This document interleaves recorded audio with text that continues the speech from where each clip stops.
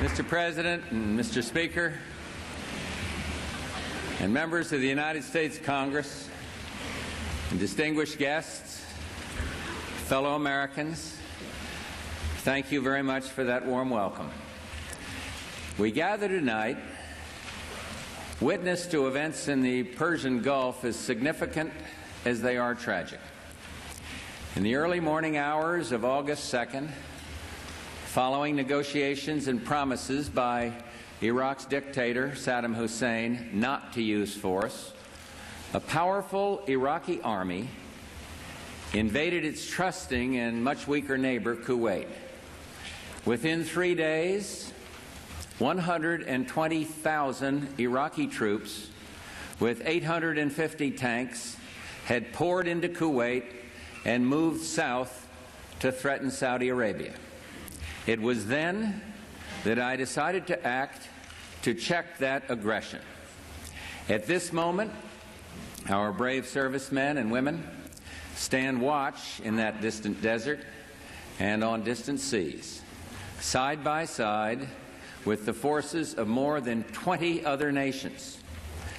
They are some of the finest men and women of the United States of America, and they're doing one terrific job.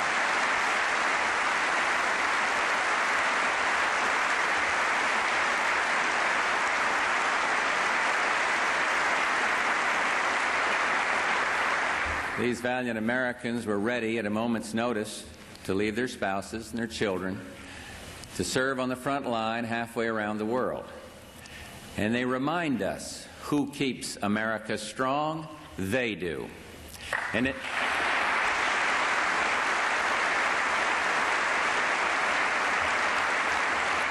in the trying circumstances of the Gulf, the morale of our servicemen and women is excellent. In the face of danger, they are brave, they're well-trained, and dedicated.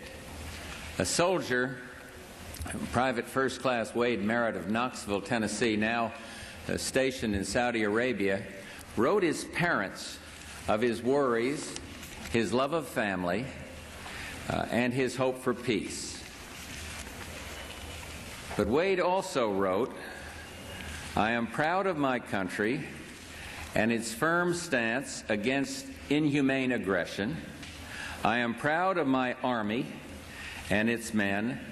I am proud to serve my country." Well, let me just say, Wade, America is proud of you and is grateful to every soldier, sailor, Marine, and airman serving the cause of peace in the Persian Gulf.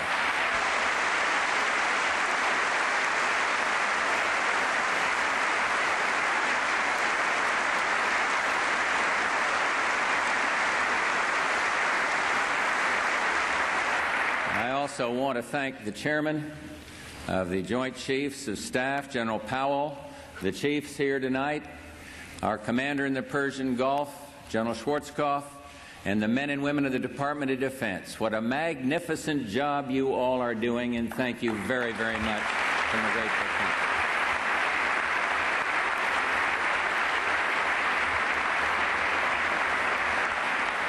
I wish I could say that their work is done, but we all know it's not.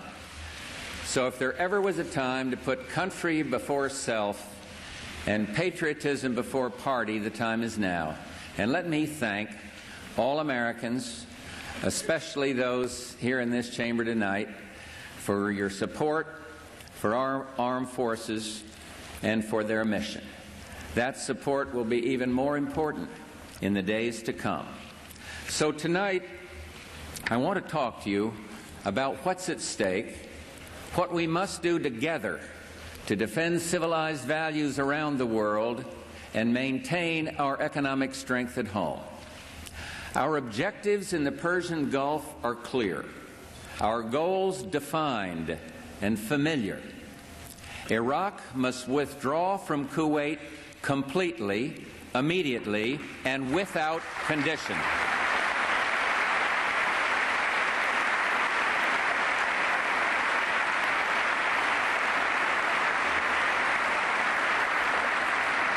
Kuwait's legitimate government must be restored The security and stability of the Persian Gulf must be assured, and American citizens abroad must be protected.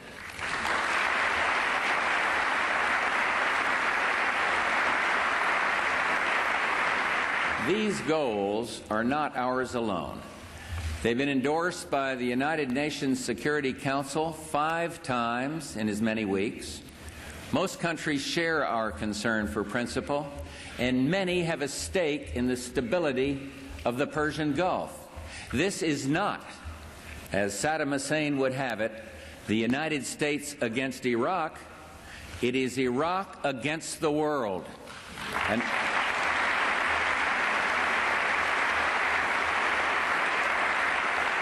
as you know, I've just returned from a very productive meeting with Soviet President Gorbachev, and I am pleased that we are working together to build a new relationship. In Helsinki, our joint statement affirmed to the world our shared resolve to counter Iraq's threat to peace. Let me quote, "We are united in the belief that Iraq's aggression must not be tolerated. No peaceful international order is possible if larger states can devour their smaller neighbors. Clearly, no longer can a dictator count on East-West confrontation to stymie concerted United Nations action against aggression."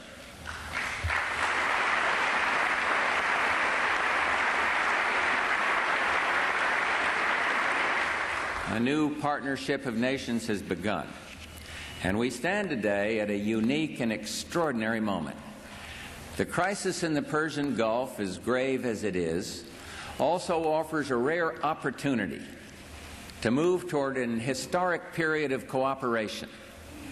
Out of these troubled times, our 5th objective, a new world order, can emerge, a new era, freer from the threat of terror, stronger in the pursuit of justice, and more secure in the quest for peace.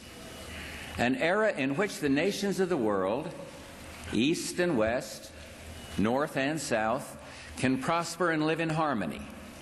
100 generations have searched for this elusive path to peace, while 1,000 wars raged across the span of human endeavor. And today that new world is struggling to be born. A world quite different from the one we've known. A world where the rule of law supplants the rule of the jungle. A world in which nations recognize the shared responsibility for freedom and justice. A world where the strong respect the rights of the weak. This is the vision that I shared with President Gorbachev in Helsinki. He and other leaders from Europe, the Gulf, and around the world understand that how we manage this crisis today could shape the future for generations to come. The test we face is great, and so are the stakes. This is the first assault on the new world that we see, the first test of our mettle. Had we not responded to this first provocation with clarity of purpose, if we do not continue to demonstrate our determination, it would be a signal to actual and potential despots around the world. America and the world must defend common vital interest, and we will.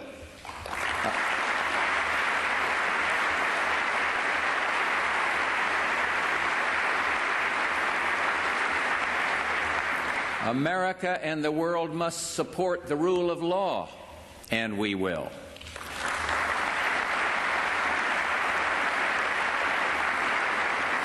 America and the world must stand up to aggression, and we will.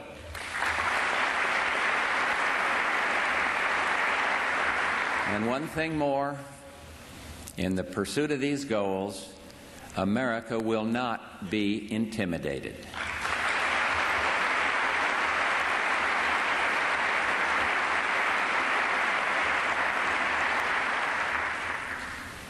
Vital issues of principle are at stake. Saddam Hussein is literally trying to wipe a country off the face of the earth. We do not exaggerate, nor do we exaggerate when we say Saddam Hussein will fail. Vital economic interests are at risk as well. Iraq itself controls some 10% of the world's proven oil reserves. Iraq plus Kuwait controls twice that. And Iraq, permitted to swallow Kuwait, would have the economic and military power, as well as the arrogance, to intimidate and coerce its neighbors, neighbors who control the lion's share of the world's remaining oil reserves. We cannot permit a resource so vital to be dominated by one so ruthless, and we won't.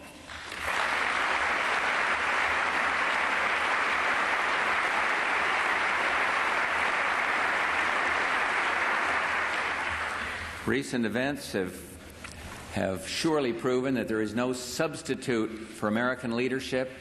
In the face of tyranny, let no one doubt American credibility and reliability. Let no one doubt our staying power. We will stand by our friends. One way or another, the leader of Iraq must learn this fundamental truth.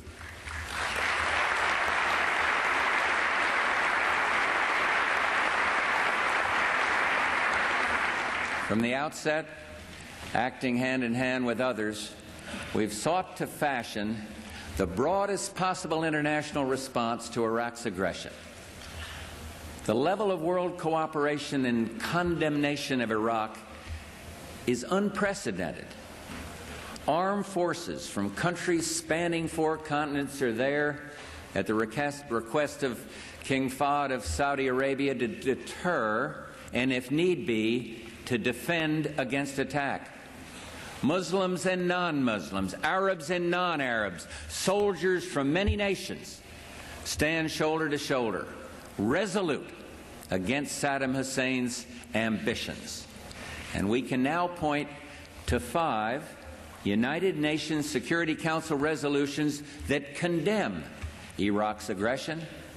They call for Iraq's immediate and unconditional withdrawal, the restoration of Kuwait's legitimate government, and categorically reject Iraq's cynical and self-serving attempt to annex Kuwait. Finally, the United Nations has demanded the release of all foreign nationals held hostage against their will and in contravention of international law. It's a mockery of human decency to call these people guests. They are hostages, and the whole world knows it.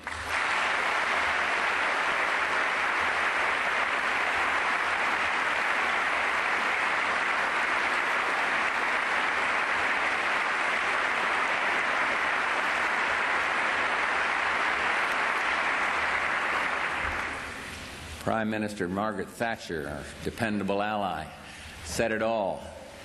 We do not bargain over hostages. We will not stoop to the level of using human beings as bargaining chips, ever.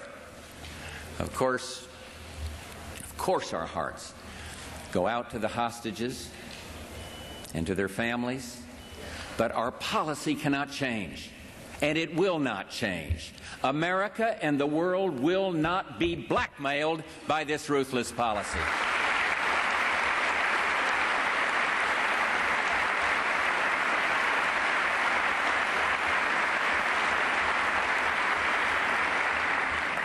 We're now in sight of a United Nations that performs as envisioned by its founders. We owe much to the outstanding leadership of Secretary General Javier Pérez de Cuellar. The United Nations is backing up its words with action. The Security Council has imposed mandatory economic sanctions on Iraq, designed to force Iraq to relinquish the spoils of its illegal conquest. The Security Council has also taken the decisive step of authorizing the use of all means necessary to ensure compliance with these sanctions. Together with our friends and allies, ships of the United States Navy are today patrolling Mideast waters, and they've already intercepted more than 700 ships to enforce the sanctions. 3 regional leaders I spoke with just yesterday told me that these sanctions are working. Iraq is feeling the heat. We continue to hope that Iraq's leaders will recalculate just what their aggression has cost them. They are cut off from world trade, unable to sell their oil, and only a tiny fraction of goods gets through. The communique with President Gorbachev made mention of what happens when the embargo is so effective that children of Iraq literally need milk, or the sick truly need medicine. Then, under strict international supervision that guarantees the proper destination, then food will be permitted. At home, the material cost of our leadership can be steep. And that's why Secretary of State Baker and Treasury Secretary Brady have met with many world leaders to underscore that the burden of this collective effort must be shared, and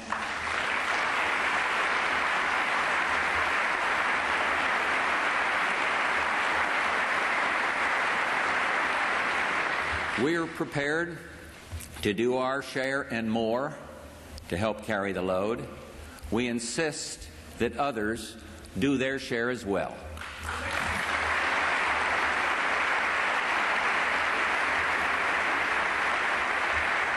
The response of most of our friends and allies has been good. To help defray costs, the leaders of Saudi Arabia, Kuwait, and the UAE, the United Arab Emirates, have pledged to provide our deployed troops with all the food and fuel they need, and generous assistance will also be provided to stalwart frontline nations such as Turkey and Egypt. And I'm also heartened to report that this international response extends to the neediest victims of this conflict, those refugees. For our part, we've contributed $28 million for relief efforts, and this is but a portion of what is needed. I commend in particular Saudi Arabia, Japan, and several European nations who have joined us in this purely humanitarian effort. There's an energy-related cost to be borne as well. Oil-producing nations are already replacing lost Iraqi and Kuwaiti output. More than half of what was lost has been made up, and we're getting superb cooperation. If producers, including the United States, continue steps to expand oil and gas production, we can stabilize prices and guarantee against hardship. Additionally, we and several of our allies always have the option to extract oil from our strategic petroleum reserves if conditions warrant. As I've pointed out before, conservation efforts are essential to keep our energy needs as low as possible.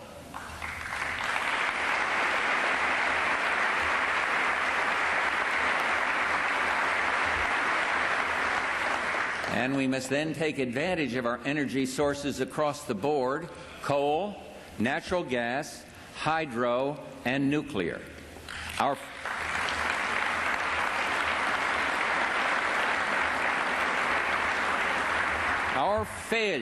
Our failure to do these things has made us more dependent on foreign oil than ever before.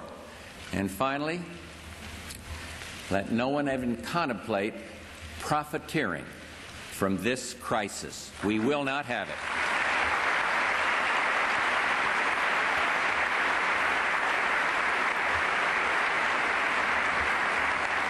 I cannot predict just how long it'll take to convince Iraq to withdraw from Kuwait.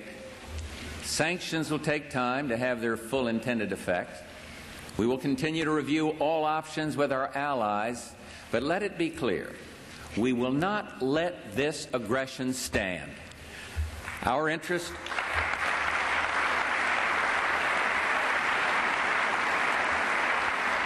interest, our involvement in the Gulf is not transitory. It predated Saddam Hussein's aggression and will survive it. Long after all our troops come home, and we all hope it's soon, very soon, there will be a lasting role for the United States in assisting the nations of the Persian Gulf. Our role then, to deter future aggression. Our role is to help our friends in their own self-defense, and something else, to curb the proliferation of chemical, biological, ballistic missile, and above all, nuclear technologies.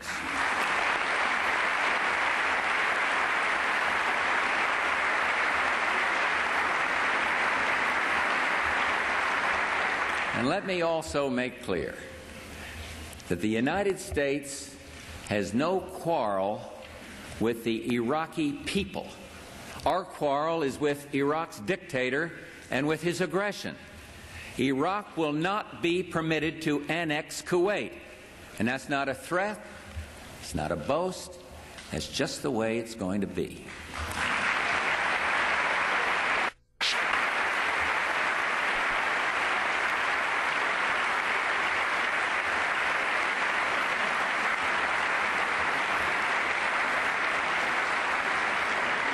Our ability to function effectively as a great power abroad depends on how we conduct ourselves at home. Our economy, our armed forces, our energy dependence, and our cohesion all determine whether we can help our friends and stand up to our foes. For America to lead, America must remain strong and vital. Our world leadership and domestic strength are mutual and reinforcing. A woven piece, strongly bound as old glory. To revitalize our leadership capacity, we must address our budget deficit, not after Election Day or next year, but now.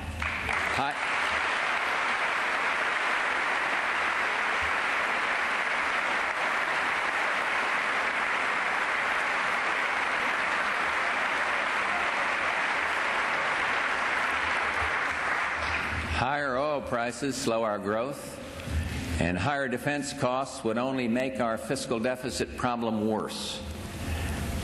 That deficit was already greater than it should have been, a projected $232 billion for the coming year. It will be reduced.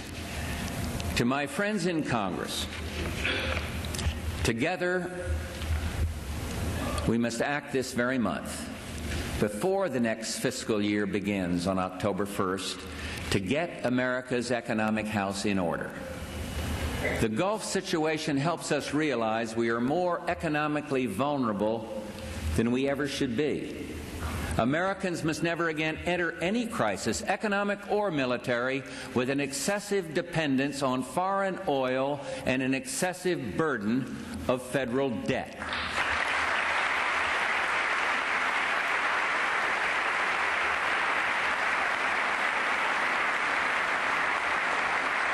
Most Americans are sick and tired of endless battles in the Congress and between the branches over budget matters.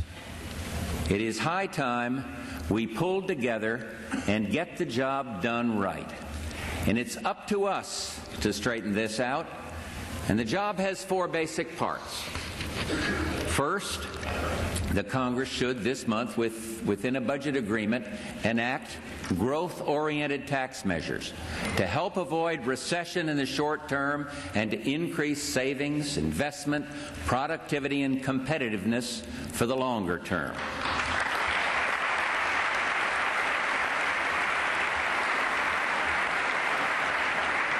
These measures include extending incentives for research and experimentation, expanding the use of IRAs for new homeowners, establishing tax-deferred family savings account, creating incentives for the creation of enterprise zones and initiatives to encourage more domestic drilling, and yes, reducing the tax rate on capital gains.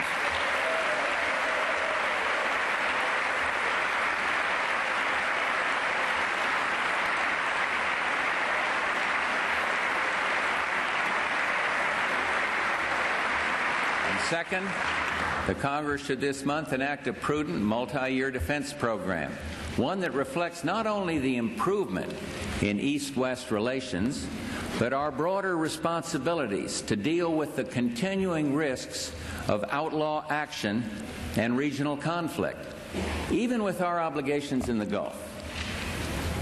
A sound defense budget can have some reduction in real terms, and we're prepared to accept that. But to go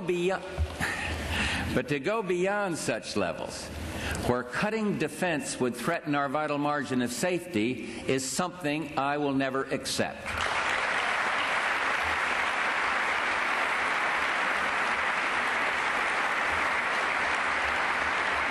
The world is still dangerous, and surely that is now clear. Stability is not secure. American interests are far-reaching. Interdependence has increased. The consequences of regional instability can be global. This is no time to risk America's capacity to protect her vital interests.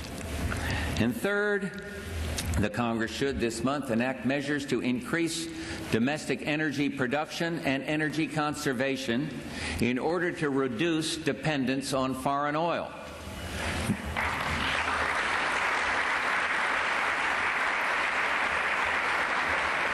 These measures should include my proposals to increase incentives for domestic oil and gas exploration, fuel switching, and to accelerate the development of the Alaskan energy resources without damage to wildlife.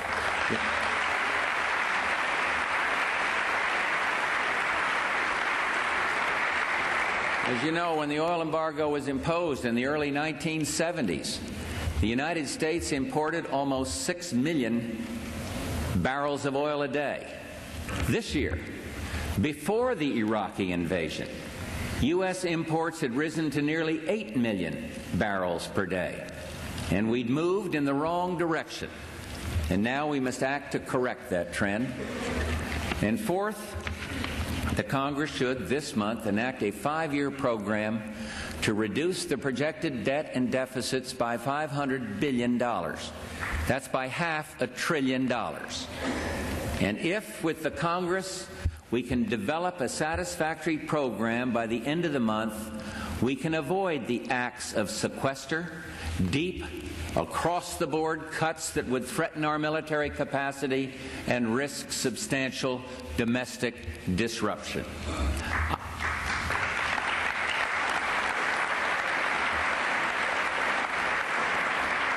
I want to be able to tell the American people that we have truly solved the deficit problem. And for me to do that, a budget agreement must meet these tests. It must include the measures I've recommended to increase economic growth and reduce dependence on foreign oil. It must be fair. All should contribute, but the burden should not be excessive for any one group or of programs or people. It must address the growth of government's hidden liabilities. It must reform the budget process, and further, it must be real.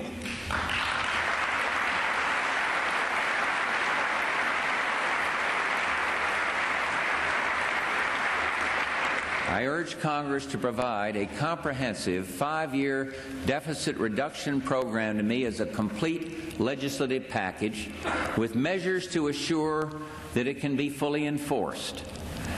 America is tired of phony deficit reduction or promise now, save later plans.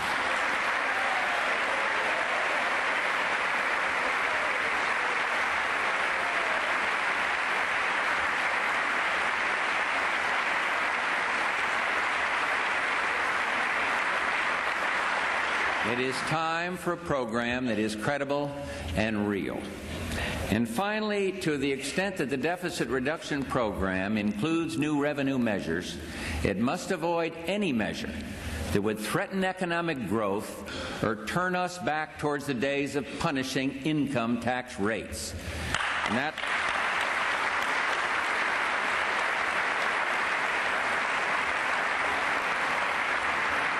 is one path we should not head down again. I have been pleased with recent progress. although it's not always seemed so smooth. But now it's time to produce. And I hope we can work out a responsible plan. But with or without agreement from the Budget Summit, I ask both houses of the Congress to allow a straight up or down vote on a complete $500 billion deficit reduction package not later than September 28th.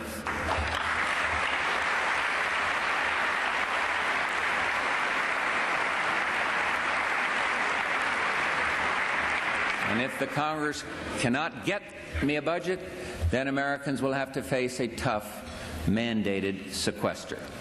I'm hopeful, in fact, I'm confident that the Congress will do what it should, and I can assure you that we in the executive branch will do our part.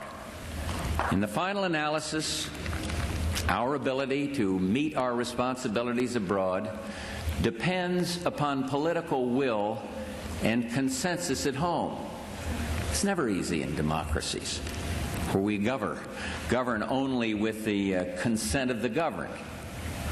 And although free people in a free society are bound to have their differences, Americans traditionally come together in times of adversity and challenge. Once again, Americans have stepped forward to share a tearful goodbye with their families before leaving for a strange and distant shore. At this very moment, they serve together with Arabs, Europeans, Asians, and Africans in defense of principle and the dream of a new world order. And that's why they sweat and toil in the sand and the heat and the sun.